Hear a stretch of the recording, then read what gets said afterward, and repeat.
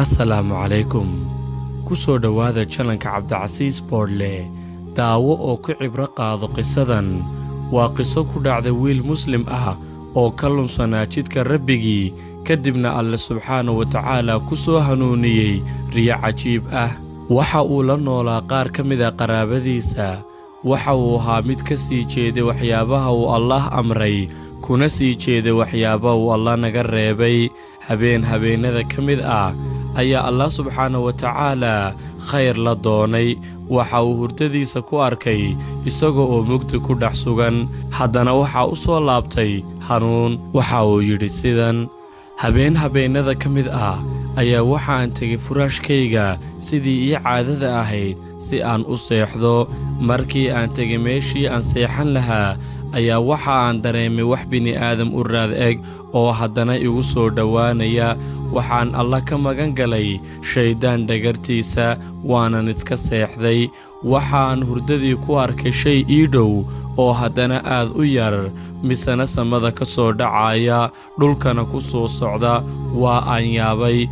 Waxaan caddayn waayey ama aan sifayn kari waayey shaygani waxa uu yahay. Waxaan arkay shaygii yaraa oo isku beddelay naar weyn. Subxaanallah. Waan fadhiistay aniga oo walbahaarsan, misna raadinaya shakhsi aan u kaashado masiibadan. Meel aanan arki karin ayay iiga dhawaaqeen, waxayna iga yidhaahdeen tani waa saacaddii qiyaamaha bilowgeedii. Maalinta qiyaamana way dhacday. tanna waxay ka mid tahay calaamadihii ugu horreeyey. Waan argagaxay. Waxaan xasuustay wax walba oo acmaal ahaa oo aan hore u sameeyey, wanaag iyo xumaanba. Waxaan bilaabay qoomamayn middii iigu darnayd. Waxa ay soo food saaray cabsi iyo walbahaar. Waxaan isweydiiyey halkeed hawsha ka bilowdaa, sideen ku badbaadi karaa.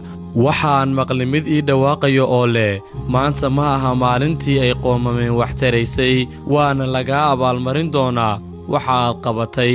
Xaggee baad ku sugnaan jirtay xilliyada salaadaha? Maxaad ahayd mid qabta marka ay kuu yimaadaan amarada Allah? Ma ahayd nin wanaagga qaato xumaantana iskaga taga? Waxaad ahayd mid hilmaamay Rabbigiisa. Waxaad waqtiyadaada ku lumisay ciyaar iyo heeso. Maantana waxaad imaan adigoo ilmaynaya kadib markaad aragtay cadaabkaaga. Waxaad sii siyaaday qoomamadayda kadib markaan maqlay mid iigu yeedhaya cadaabka adag. Waan ilmeeyey ilaa ay ilmadu iga idlaatay, laakiin waxba imay tarin. Isla daqiiqadda ayaan ka toosay hurdadii. Waxaan eegay nafsadayda, way rumaysan weyday riyadan. Waxa iga soo booday neef weyn. Waxa ay soo waajahday cabsi hor leh, mana ka suulin inaan baqayo. Nafsadayda ayaan ku idhi, wallaahi baan ku dhaartee, kani waa digitaankaaga yimid dhanka Allah subxaanahu wa tacaala. Maalinta la isa soo saari doonana waa lama huraan. Maxaad Alla u caasinayaan isweydiiyey? miyaanad ahayn mid dhex dabaasho waxa uu Allah xarimay? su'aalo fara badan ayaa ku soo degdegay maskaxdayda, umana helin ilaa hal jawaab oo qudha, taasoo ahayd Allah u laabo si maalinta weyn aad u badbaado. Waxaa baryey waagii, waxaana la gaadhay salaaddii subax. Waan tukaday, nafsadayduna waxa ay dareentay raaxa iyo wanaag subaxdaas. Waan soo baxay.